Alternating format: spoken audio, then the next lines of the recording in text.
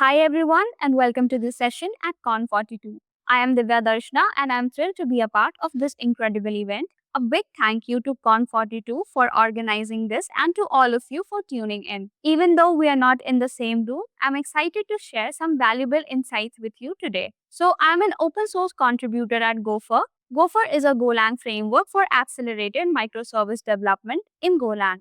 We focus on building resilient scalable, and secure microservices. Over the years, we have faced numerous challenges building and scaling distributed systems, and Gopher is the result of all those hard earned lessons. Gopher is designed for efficient inter-service communication, observability, and scalability by building microservices. It removes the boilerplate code for you so you can focus on your business logic with minimal lines of code. In this session, we'll explore the challenges of inter-service HTTP communication in microservices. Then I'll go on to introduce you to Gopher, which simplifies these challenges. We'll dive into the key features of Gopher that help you build efficient inter-service HTTP communication architectures like circuit breakers and retry configs, inbuilt authentication, observability, and health monitoring. Finally, we'll see a live demo to show you how easy it is to set up inter-service HTTP communication architectures in Gopher. So, let's not waste any more time and let's get going with Gopher. Now, imagine you're building a microservice-based e-commerce store. So, when a user places an order, the user service calls the payment service to complete the payment. But what if the payment service is unresponsive? Sounds familiar, right?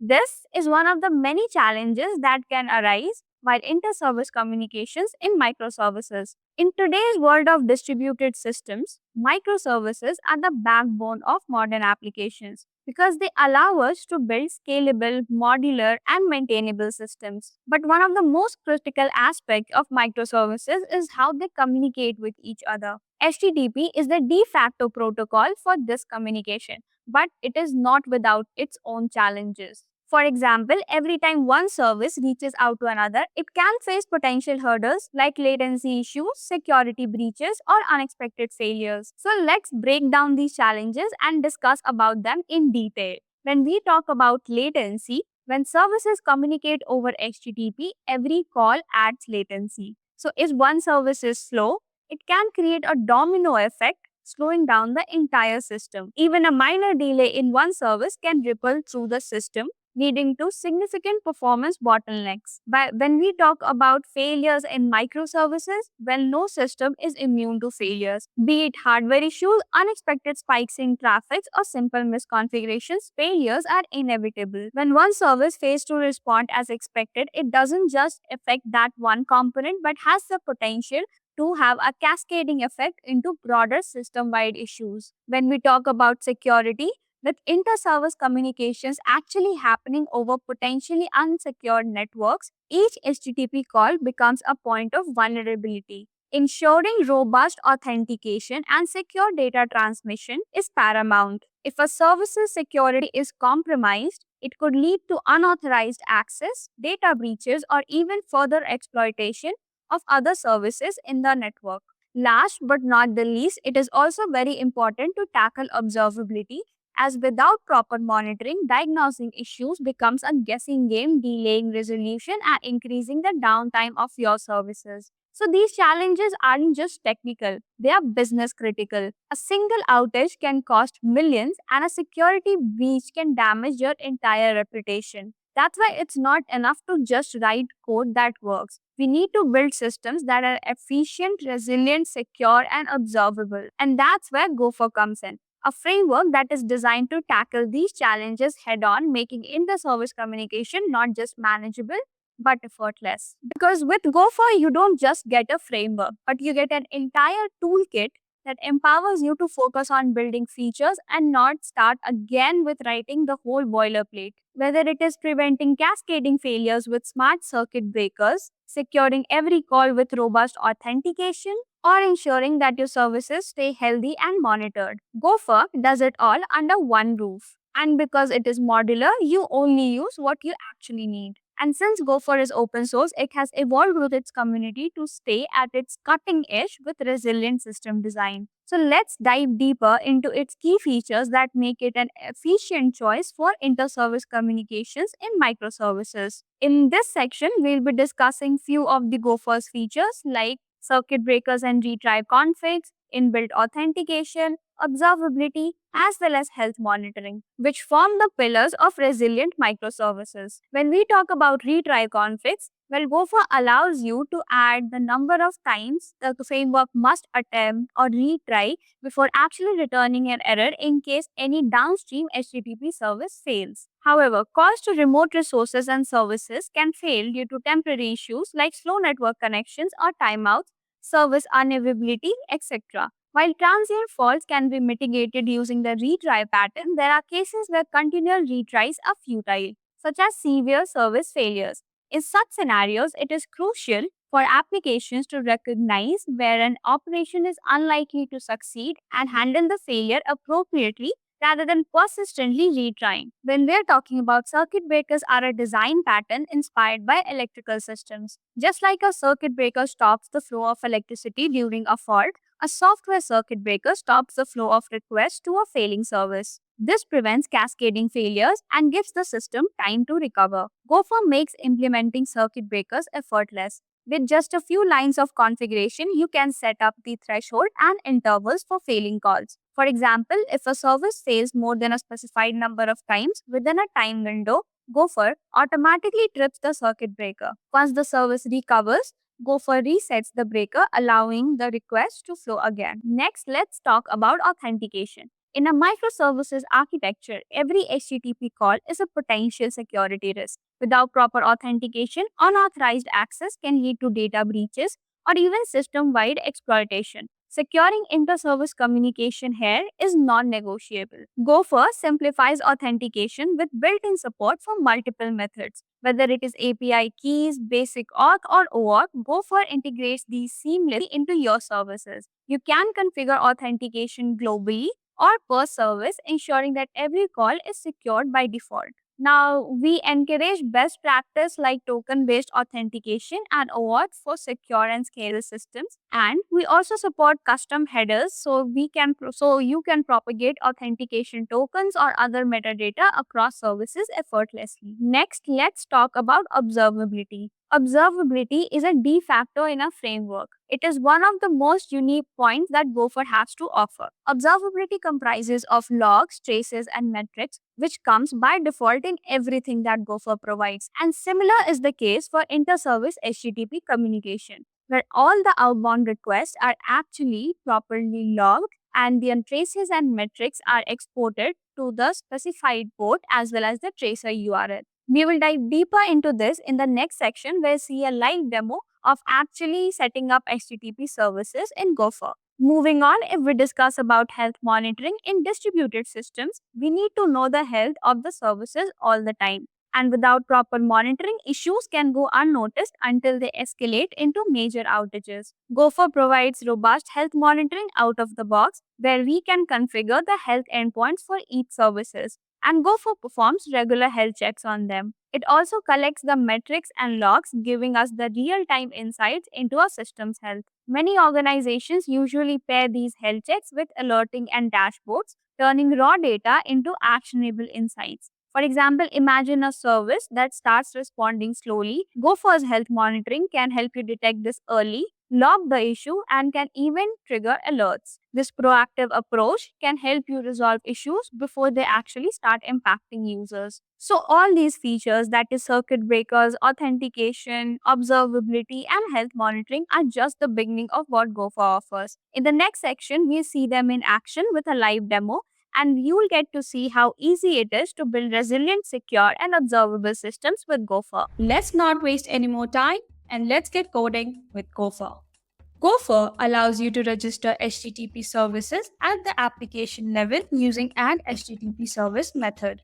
This means you can easily configure inter-service communication while keeping things clean and modular. So in a main function, we can write app.add HTTP service.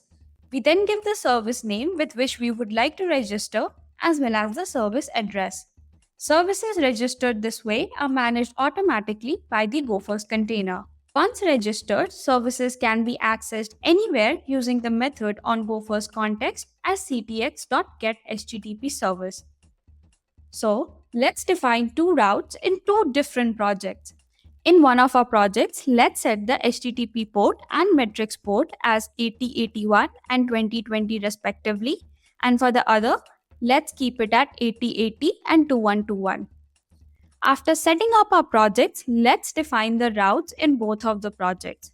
As for our application's workflow, for simplicity purpose, we'll still be having just a hello handler, but the name that we send in the response will actually be fetched from the other service that we call inside a hello handler.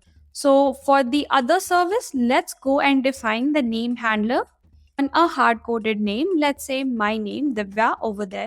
So we write return Divya and nil for the error. Then we go back to our existing project and now add this HTTP service. As we will be running the service at HTTP port 8081, so the service address will be HTTP localhost 8081, and we then give the service name with which we would like to register it. Moving on, we define a hello handler inside which we then get the registered HTTP service using getHTTP service method on the Gophers context. Then we call the get method on that service specifying the get endpoint that we have registered on our other service. And then give the argument as name, that is the endpoint that must be hit on a registered service. We then return the response received if we encounter no error. Now, let's run both of our services and go to Postman and hit a URL that is localhost 8080/hello. We can see that we get hello Divya. Divya is actually fetched from the other service. If we also look at our logs in our terminal, we can see that Gopher also logs the call to any external HTTP services that you called inside your running applications, having the same correlation ID as the parent span where it is called. We can also go and check the traces and see that the traces are in a hierarchy. One of Gopher's strengths is its flexibility in configuring inter-service communication, making it both powerful and simple to use. Let's start with authentication methods and then move on to the other configurable options like circuit breakers, retries, and health checks in Gopher. Authentication in Gopher. When services communicate, they must be secure. Gopher provides multiple authentication options to ensure only authorized services can interact, like API key authentication, basic authentication, and OAuth. Basic authentication uses a username and password to verify identity before processing the request. API key authentication is a straightforward method where requests must include a predefined secret API key, and OAuth authentication is ideal for external API access requiring a client ID, client secret token, URL, etc. to fetch authentication tokens dynamically. Each method serves a different security need, allowing you to choose what fits best. Now, while making API requests, we often include headers like user agent, content type, etc. Some of these headers stay the same for all requests, while others change dynamically depending upon the request context. The header, for example, content type, application, JSON, always remains the same most of the times for the API request. So to avoid adding them manually every time, Gopher lets you define default headers once and they're automatically added to all of your requests sent to that HTTP service. Also, when working with multiple services, we must ensure they're available before sending the request.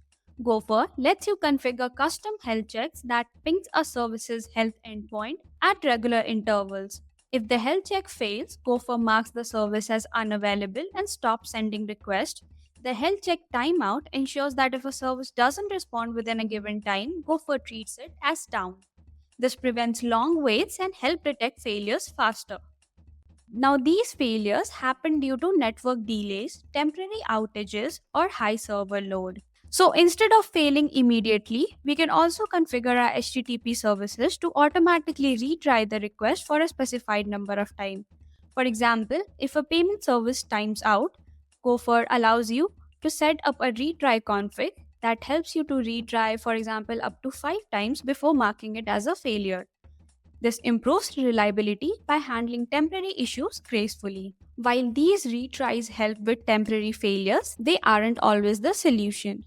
Because calls to external services can fail repeatedly due to a service being completely down, high traffic causing extreme delays, and misconfiguration or deployment issues. Retrying indefinitely in such cases can waste resources and can overload the failing service, making things even worse. If multiple clients keep retrying, this could even lead to an accidental denial of service attack on your system. So instead of blindly read, Gopher introduces a circuit breaker pattern that can protect your system by detecting the repeated failures and stopping requests to that service, changing its state to open when failures exceed the threshold, making periodic requests to the health check endpoint, that is by default /.wellknown /alive at the interval set in the config, and automatically resuming the request being sent to the service once the service recovers.